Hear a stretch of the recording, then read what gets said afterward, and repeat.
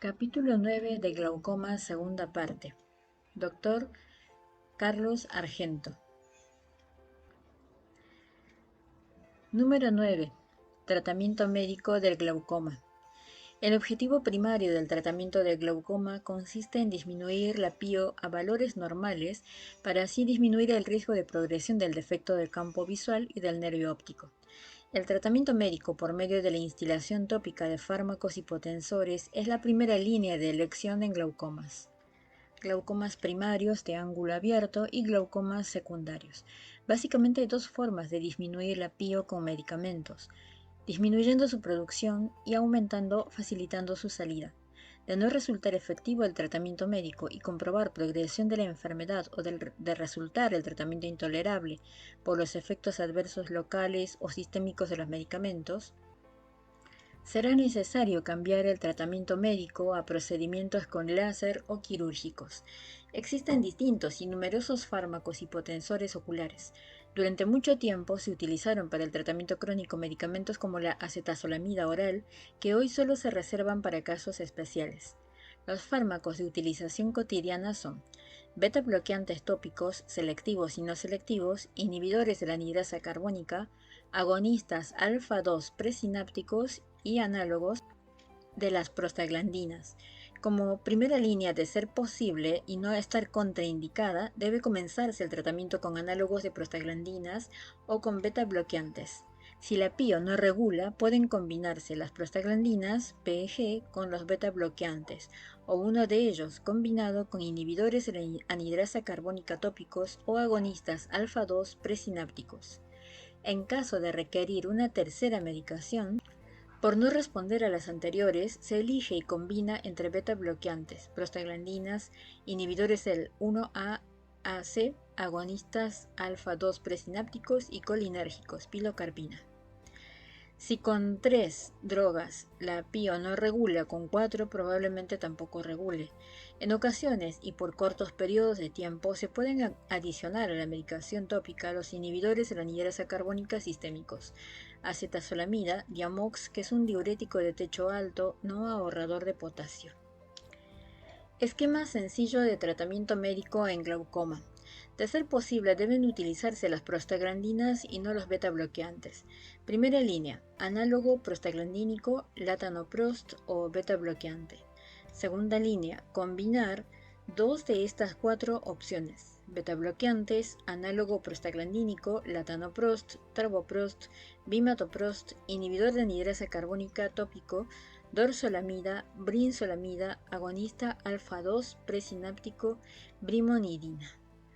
Tercera línea: combinar 3 de estas 5 opciones: beta bloqueante, análogo prostaglandínico, latanoprost, travoprost, bimatoprost, inhibidor de la anhidrasa carbónica, dorzolamida, brinzolamida, alfa-2 agonistas adrenérgicos, colinérgicos, pilocarpina. Cuarta línea: agregar hasta el momento de la cirugía inhibidores de la anhidrasa carbónica sistémico, acetazolamida. Entonces, de primera línea, los beta bloqueantes, análogos prostaglandínicos, monoterapia. Segunda línea, combinación fija, timolol, dorzolamida, TMMT. Tercera línea, aplicación del láser o cirugía. Se considera terapéutica médica máxima tolerada, TMMT, a la administración de 3 drogas antiglaucomatosas, por ejemplo, timolol más dorzolamida más prostaglandinas. En algunas escuelas se postula como TMMT a la administración de 4 drogas antiglaucomatosas. A continuación se realizará una breve descripción de los distintos principios activos de estas drogas. Beta bloqueantes. El timolol es la droga más utilizada en el mundo para el tratamiento del glaucoma. Se comercializa en oftalmología desde hace más de 30 años. Hay otros beta-bloqueantes para uso oftalmológico menos difundidos: betaxolol, carteolol y levobunolol. Su mecanismo es bloquear los receptores beta del epitelio no pigmentado del cuerpo ciliar, reduciendo la producción de humor acuoso sin interferir en su difusión.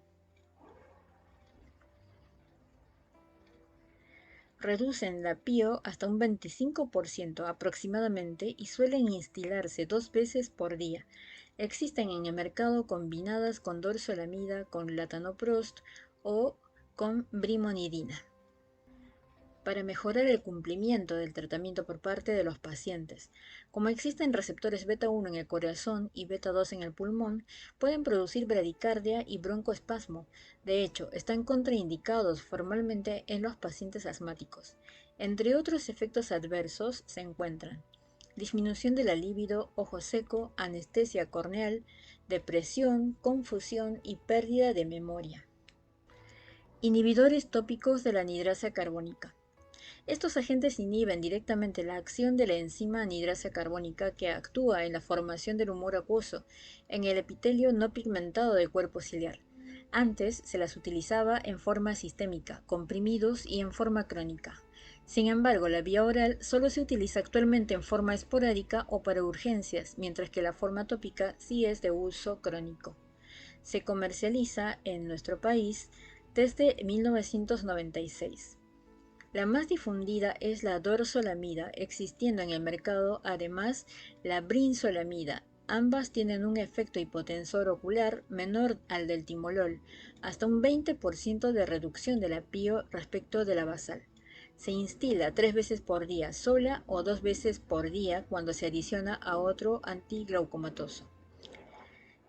Entre los efectos adversos locales están las reacciones alérgicas conjuntivales y palpebrales, picazón y queratitis. Entre los efectos adversos sistémicos figuran anemias, anemia aplásica, rash cutáneo, calambres, acidosis, fatiga, cefaleas, prurito, etc., que más bien fueron descritos para la medicación sistémica.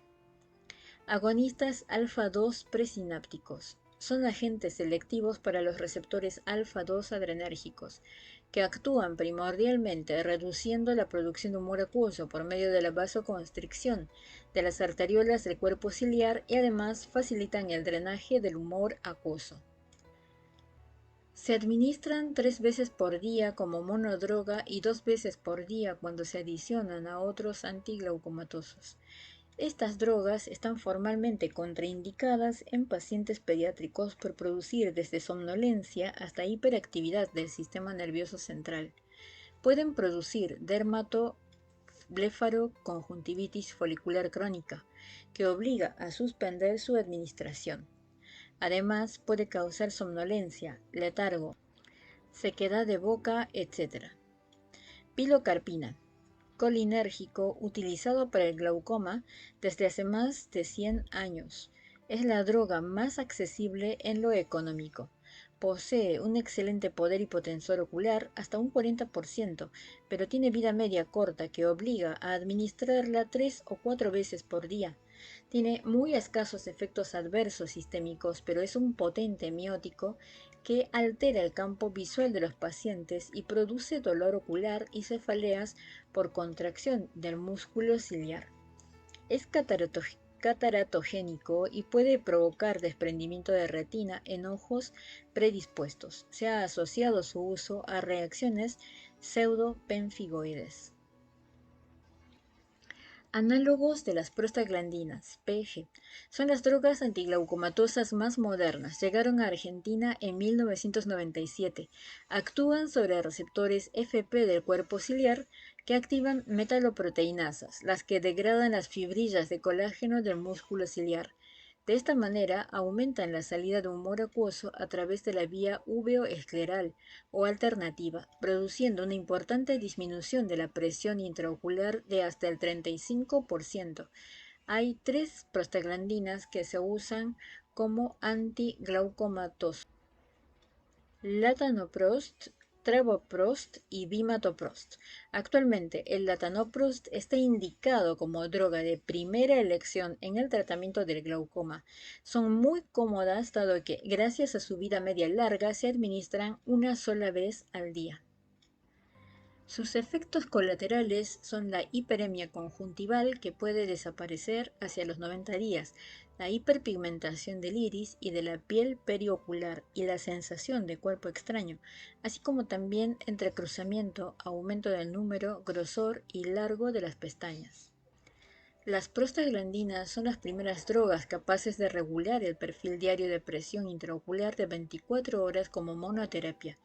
Esto se debe a que permiten la salida del humor acuoso por la vía uveoscleral, que es independiente de la hipertensión venosa episcleral, responsable de los picos matutinos de pío. Figura 929. Alergia local por dorsolamida.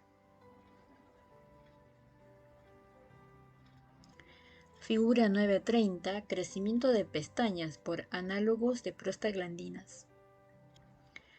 Figura 931. Heterocromía por pigmentación del iris causada por prostaglandinas. Nótese además la profundización del surco palpebral unilateral del lado medicado, inducido por las prostaglandinas.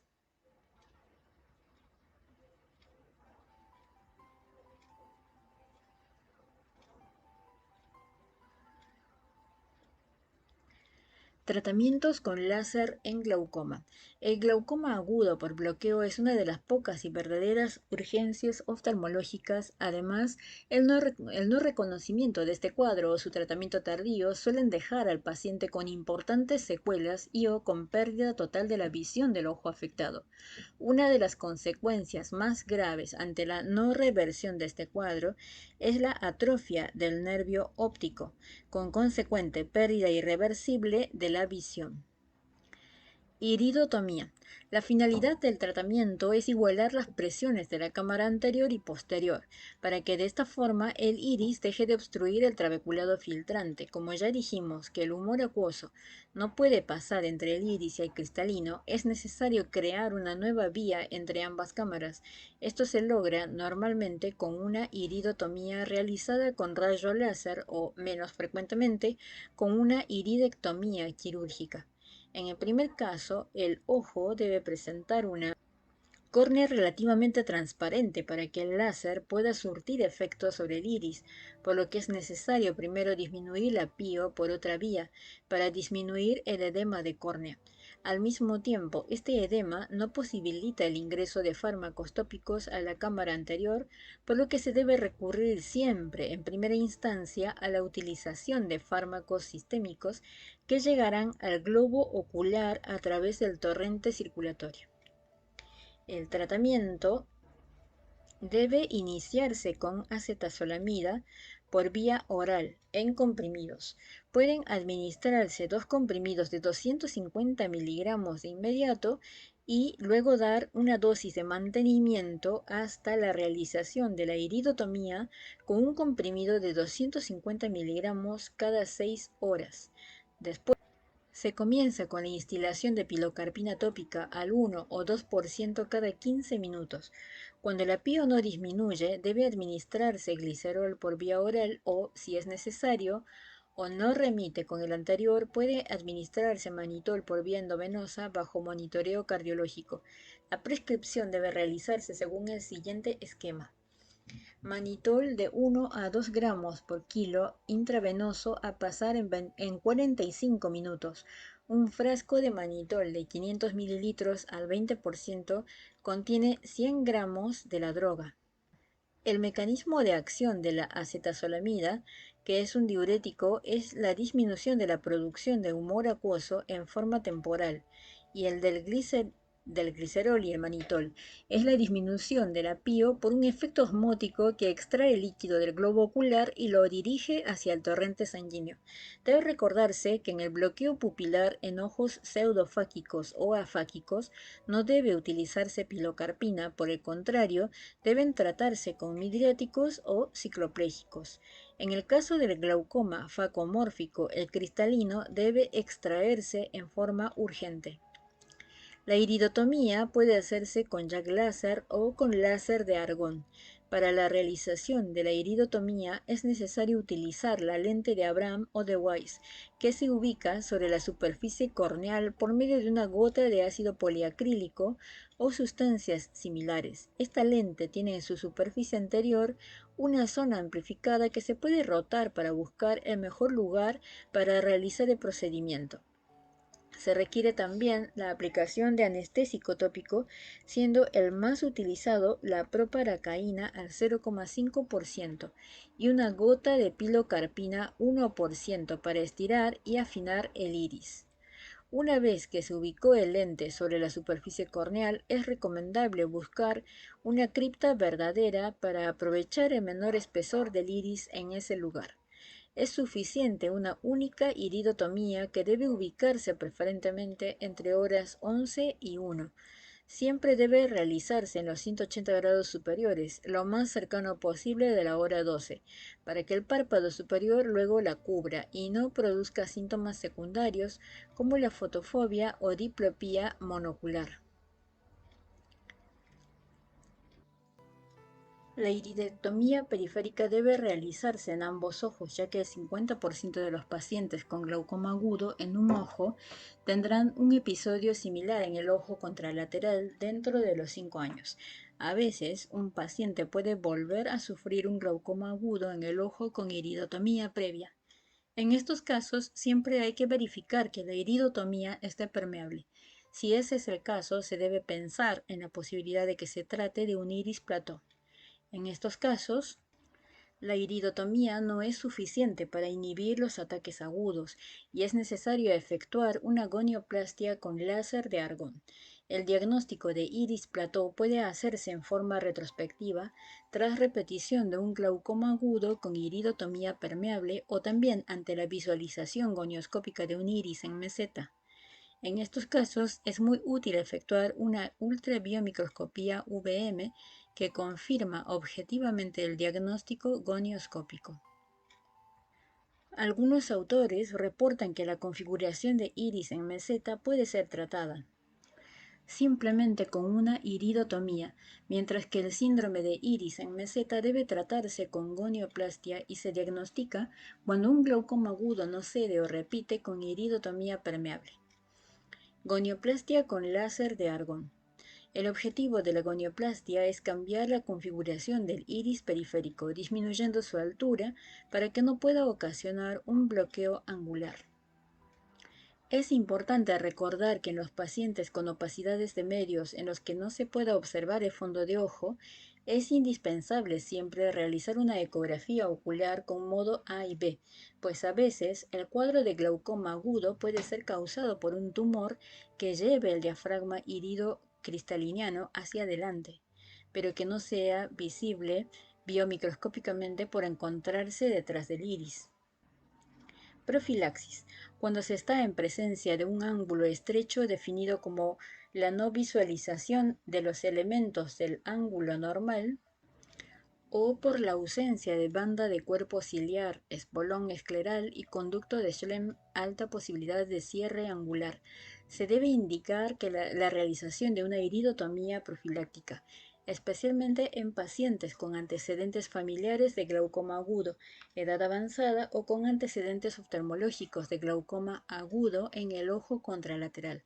Es fundamental para el médico oftalmólogo general reconocer claramente el cuadro clínico de un ataque de glaucoma agudo, pues como dijimos anteriormente, representa una verdadera urgencia oftalmológica que debe ser distinguida de sus diagnósticos diferenciales y tratada lo antes posible con el fin de minimizar las graves consecuencias que puede acarrear.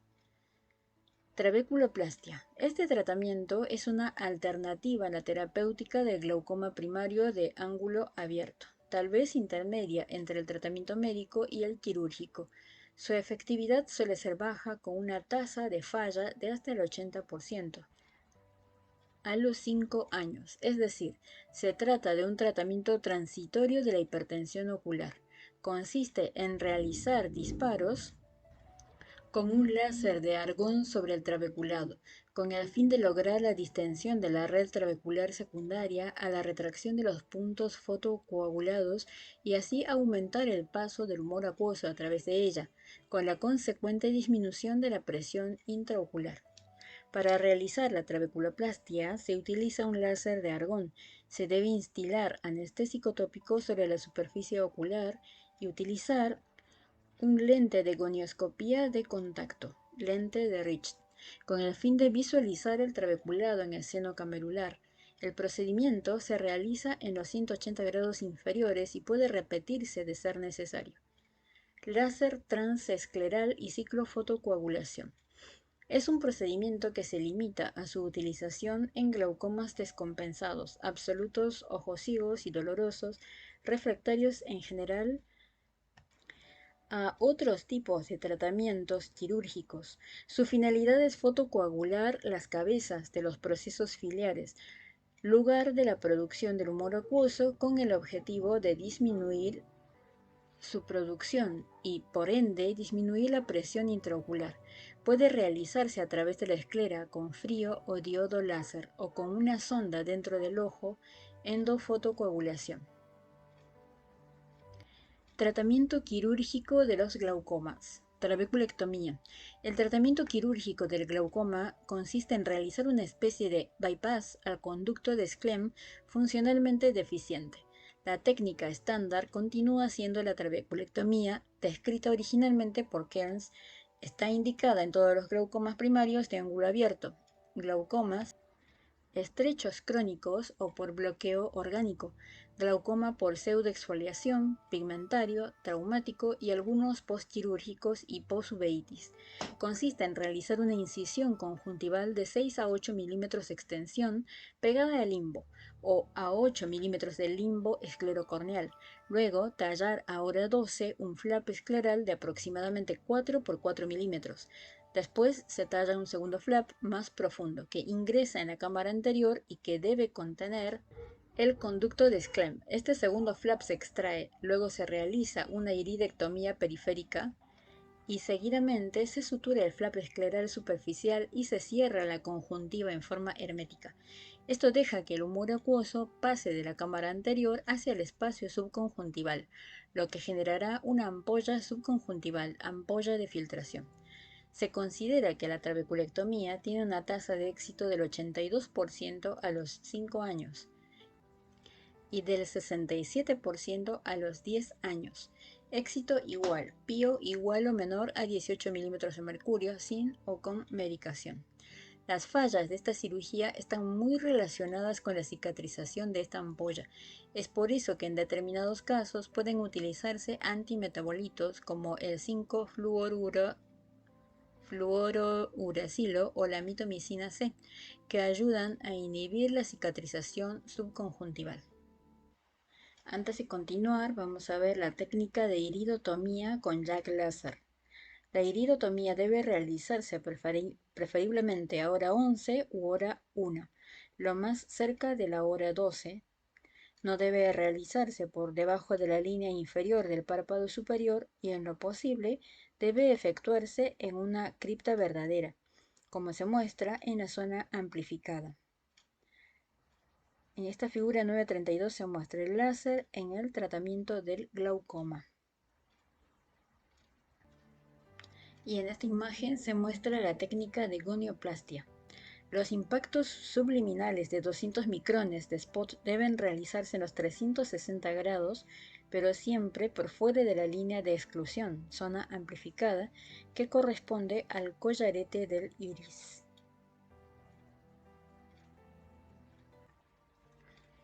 En la figura 933, a la izquierda, se observa la escisión del trabeculado, trabeculectomía.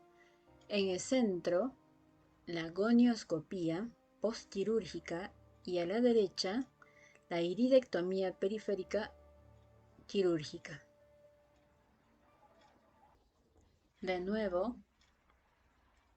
la escisión del trabeculado, trabeculectomía.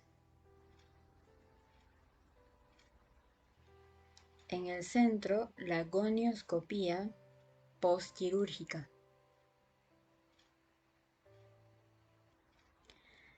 Y en esta imagen, la iridectomía periférica quirúrgica. En esta figura 934 se muestra la válvula de Ahmed. Y del lado derecho el tubo de drenaje en la cámara anterior.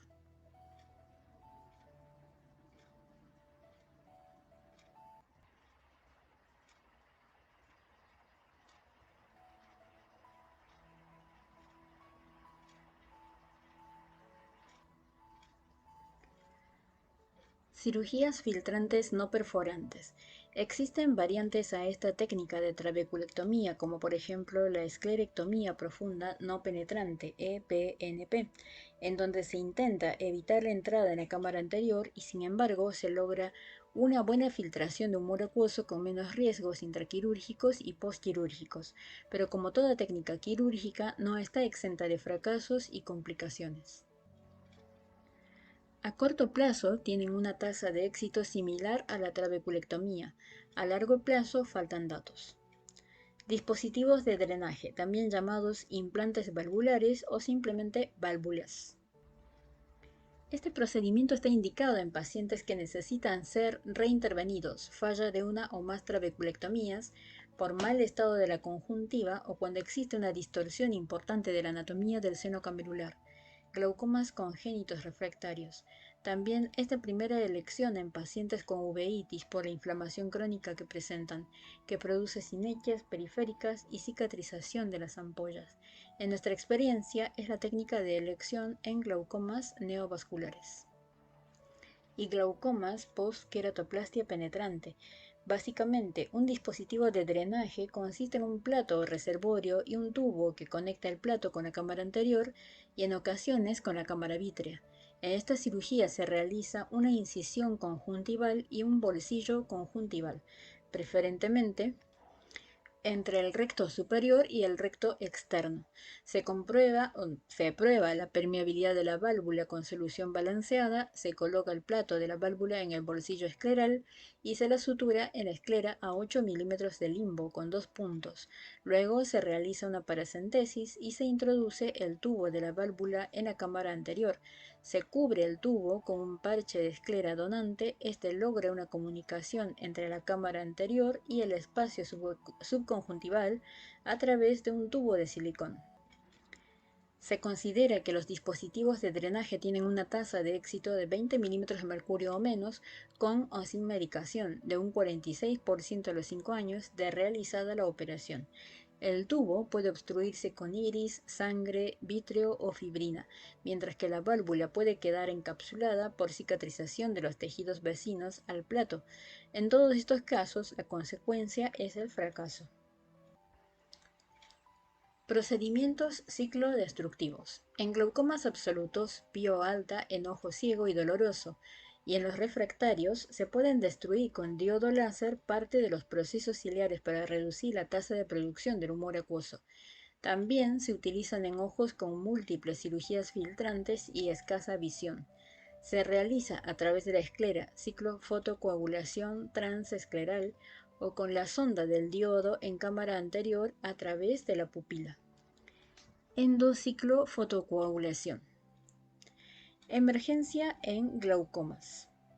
Hay 3 glaucomas que requieren diagnóstico y tratamiento casi inmediato: glaucomas congénitos, glaucoma agudo por cierre del ángulo, síndrome de dirección anómala del humor acuoso mal llamado glaucoma maligno.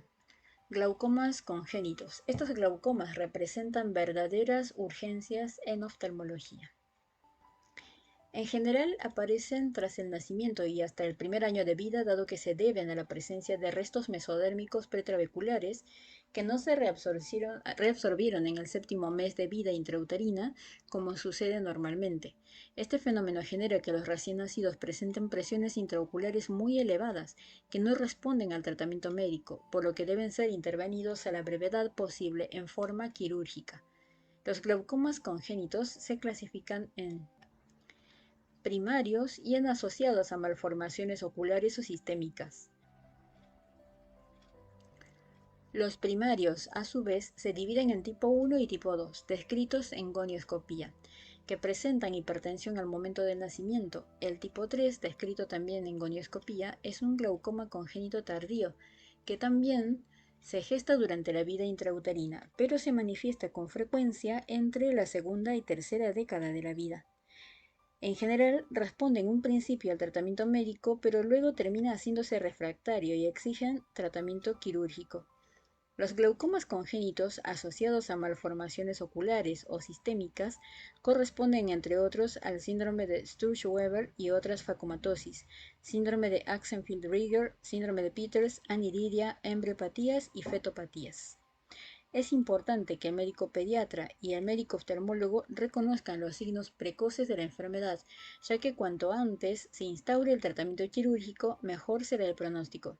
Los signos son aumento del largo axial, aspecto de ojos saltones, aumento del largo de pestañas, dilatación de vénulas en el párpado superior, epífora, fotofobia, aumento del diámetro corneal, edema corneal y blefaroespasmo. De no tratarse adecuadamente y a tiempo, aparecen signos tardíos como el buftalmos, el edema y la descompensación corneal, que son índices de mal pronóstico. En todos los casos, el examen de estos niños, a diferencia del adulto, debe realizarse bajo anestesia general y debe incluirse en el biomicroscopio del segmento anterior y posterior. Medición de la presión intraocular, medición del largo axial, gonioscopía y medición del diámetro corneal. Nota clínica. Los glaucomas congénitos no se medican ni se les practica láser. Por regla general se los opera en el momento del diagnóstico.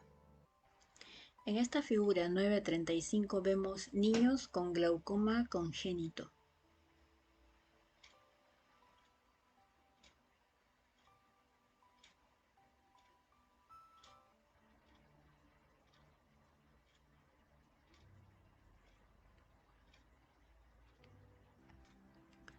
En la figura 9.36 vemos el examen de un niño con glaucoma congénito bajo anestesia general y medida del diámetro corneal.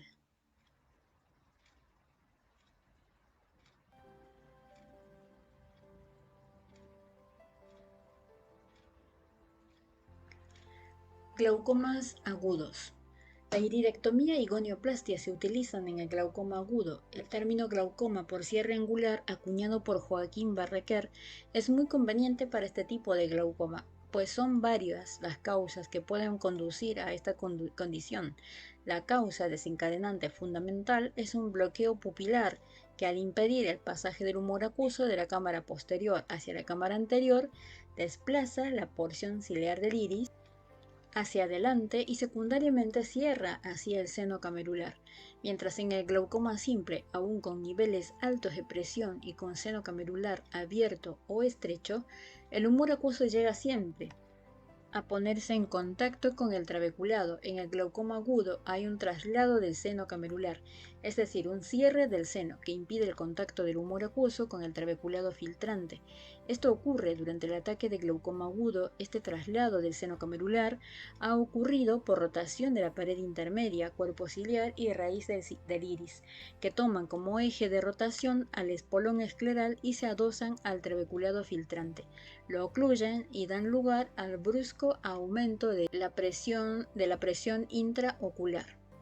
Otro mecanismo que puede llevar a un glaucoma agudo es un iris en meseta o iris plató, donde la conformación elevada central del iris puede llevar a producir un bloqueo del seno camerular per se, es decir, que tiene una configuración anatómica de riesgo. El bloqueo pupilar primario ocurre solo en ojos que tienen un ángulo estrecho, común en los individuos hipermétropes, porque sus ojos son más cortos y la cámara anterior es más plana y relativamente poco profunda en comparación con los individuos hemétropes. Se debe recordar al mismo tiempo que el ángulo se va cerrando y la cámara anterior pierde profundidad a lo largo de la vida. Es por esto que los ataques de glaucoma agudo son más frecuentes en personas mayores e hipermétropes. También es más frecuente en las mujeres que en los hombres, debido a que la cámara anterior es más plana en ellas.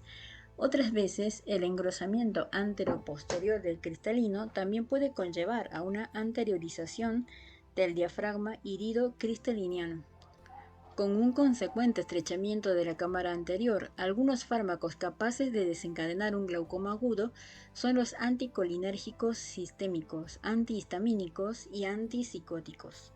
Los síntomas incluyen un cuadro de súbita aparición que se caracteriza por dolor ocular agudo, dolor en la región periocular con irradiación a la frente o al malar o al maxilar superior.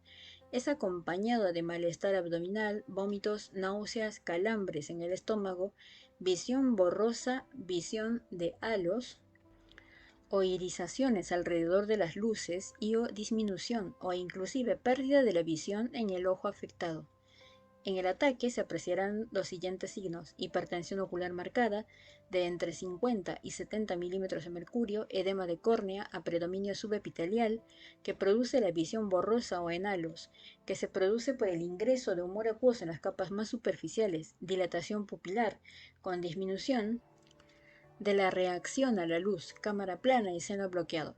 En el fondo de ojo se observa pulso arterial espontáneo y, según la duración del ataque, puede llegar a observarse edema de papila y, en algunos casos, obstrucciones vasculares secundarias. En la biomicroscopía del segmento anterior, en la superficie ocular, se observará inyección mixta ciliar y conjuntival, que lo sitúa en los cuadros de ojo rojo como diagnóstico diferencial y reacción en cámara anterior. En el momento del diagnóstico a veces no es posible ver bien las estructuras de la cámara anterior por la disminución de la visualización secundaria al edema de córnea. En ocasiones, esto puede mejorarse con la aplicación de glicerina tópica. En los casos en que no es posible evaluar la cámara anterior y cuando el glaucoma agudo es unilateral, es muy importante constatar la profundidad de la cámara anterior del ojo contralateral, como así también realizar la gonioscopía en ese ojo para conocer el tipo de ángulo del paciente. Diagnósticos diferenciales. El síndrome de iris-plató, el glaucoma facomórfico, el glaucoma facolítico, la uveitis anterior hipertensiva, la crisis glaucomatociclítica o síndrome de Posner-Schlossmann, un glaucoma crónico descompensado, un glaucoma pigmentario que en realidad produce un bloqueo pupilar inverso. Glaucoma por cierre angular post-iridotomía con láser. Cierre angular post-iridotomía con láser. A la derecha, esquema de su mecanismo.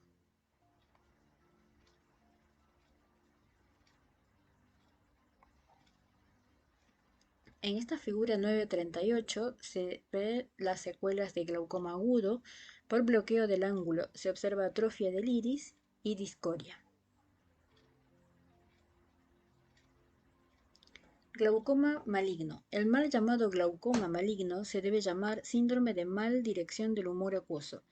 Se produce luego de cirugía ocular o incluso luego del láser oftalmológico, aunque por fortuna es de muy infrecuente aparición. El glaucoma maligno puede ser clásico cuando ocurre en ojos con cristalino, ojos fáquicos; atípico cuando ocurre en ojos afáquicos sin cristalino o pseudofáquicos; ojos con lente intraocular. Ocurre casi siempre los días subsiguientes a cirugía filtrante de glaucoma, trabeculectomía, sobre todo en ojos predispuestos por cámara anterior muy estrecha. Consiste en la clásica tríada de brusca elevación de pío, falta de cámara anterior, atalamia y dolor. El mecanismo por el que se produce es el bloqueo ciliar, rotación de la cabeza de los procesos ciliares que contactan con el cristalino o la hialoides anterior, desplazando el diafragma iridocristaliniano hacia adelante. En esta situación, el humor acuoso no puede pasar de cámara posterior a cámara anterior, dirigiéndose entonces hacia el vítreo, atravesándolo, acumulándose por detrás de él y empujándolo hacia adelante, junto con el cristalino y el iris. Como en todos los bloqueos ciliares, el tratamiento consiste en dilatar la pupila con atropina tópica al 1%, administrar supresores del acuoso tópicos y sistémicos, tales como betabloqueantes, inhibidores de la anhidrosa carbónica y primonidina. Luego deberá restituirse la dirección normal del humor acuoso, rompiendo de manera permanente el bloqueo ciliar. Esto se consigue con cirugía, irirectomía, extracción de cristalino y o vitrectomía, más reformación de cámara anterior. Resolución de casos. Caso clínico número 1A. Los hallazgos que usted ha hecho como clínico, especialmente la excavación del disco óptico acompañado del defecto de campo visual con cámara anterior profunda y ausencia de sintomatología, son indicativos de glaucoma de ángulo abierto. Deberá derivar al paciente al médico oftalmólogo consignado sus hallazgos. Caso clínico número 1b. La segunda parte del caso se refiere que, aunque el oftalmólogo confirma el diagnóstico, el campo visual y el nervio óptico siguen alterándose, a pesar de que el paciente tiene 16 milímetros de mercurio de presión con la medicación instituida. El oftalmólogo debería haberle realizado al paciente una curva diaria de presión y una paquimetría. Los valores de la curva ver abajo con tratamiento demuestran que no se trata de un glaucoma de presión normal, sino que en cambio se trata de un glaucoma con elevadas presiones intraoculares que requiere más tratamiento para la disminución de dichos valores. En caso de que el tratamiento médico sea insuficiente, tener en cuenta los antecedentes familiares. Estaría indicado el tratamiento quirúrgico, pues la paciente se halla en el periodo perimétrico de la enfermedad, presencia de daño funcional y con progresión en ambos ojos. Caso problema número 2. El interrogatorio y los hallazgos del examen son compatibles con el diagnóstico de glaucoma por cierre angular. Dolor ocular, inyección ciliar, pupila dilatada y cámara estrecha. Notar que la paciente sale de un cuadro de duelo, muerte del esposo y en otro centro asistencial a raíz de los vómitos que padece y que son respuesta vagal a la suba de la presión ocular, la medican con antiespasmódicos derivados de la atropina, lo que agrava más aún el cuadro de cierre angular. Usted debería bajarle la presión con acetazolamida, Diamox oral o administrándole manitol endovenoso, si no existen contraindicaciones generales. Cuidado, la paciente es hipertensa. Después de instituir este tratamiento, derívela al médico oftalmólogo para que ratifique el diagnóstico y le realice la iridectomía periférica con láser o quirúrgica. El médico oftalmólogo deberá realizarle también la iridectomía periférica preventiva en el ojo contralateral.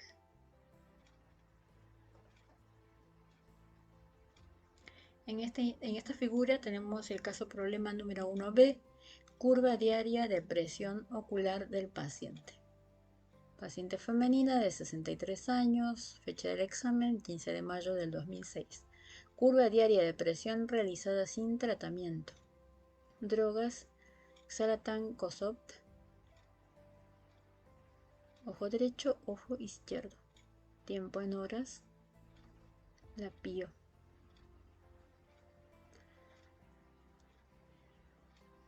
Ojo derecho, ojo izquierdo. Pío a las 6 horas. Pío a las 9 horas. A las 12 horas. A las 15 horas. 18 horas. Y 21 horas. ND. Una media de 22.60 es patológica del ojo derecho y 19.60 patológica, ojo izquierdo. Variabilidad 4.63 patológica, 3.98 del ojo izquierdo patológica.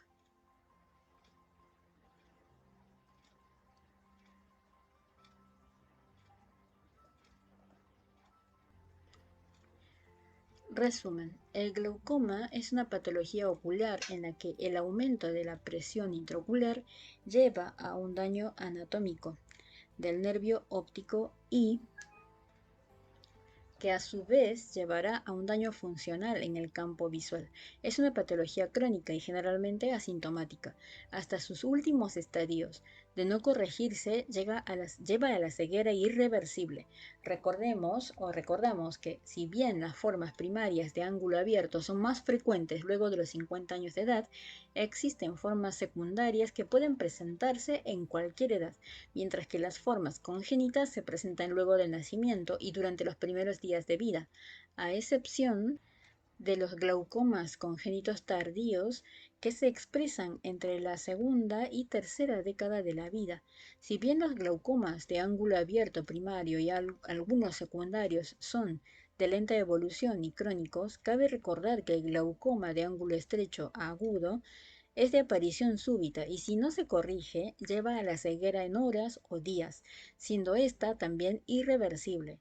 En el examen básico oftalmológico de glaucoma deben medirse siempre la agudeza visual de lejos y de cerca, sin y con corrección.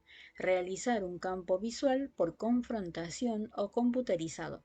Realizar una buena biomicroscopía del segmento anterior y posterior y realizar siempre el examen de gonioscopía.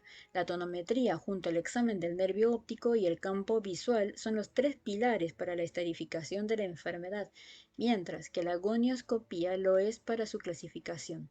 El tratamiento debe ser instaurado ante la confirmación del diagnóstico, aún en ausencia de daño anatómico en el nervio óptico o pérdida funcional en el campo visual. La primera línea de los glaucomas primarios de ángulo abierto será el tratamiento médico, explicado anteriormente en detalle, y luego el láser o la microcirugía ocular. El glaucoma es una enfermedad silente que en forma crónica e irreversible lleva al paciente a la ceguera. La ausencia de síntomas y su pasaje inadvertido ante la no realización de exámenes básicos para su detección hacen estragos en la población mundial. Aún hoy, las campañas de prevención tienen un impacto débil y limitado en el contexto general. Se estima que en el mundo hay 7 millones de ciegos por glaucoma, muchos más aún afectados y todavía con visión, y el 50% de estos no tienen conocimiento de su enfermedad.